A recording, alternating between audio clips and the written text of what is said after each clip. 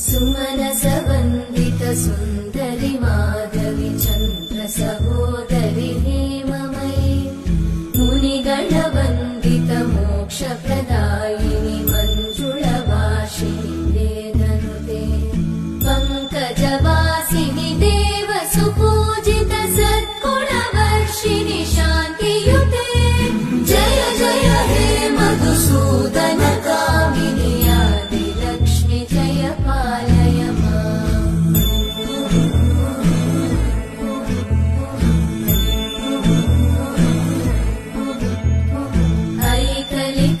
ऐकलिकल्मषनाशिनि कामिनि वैदिक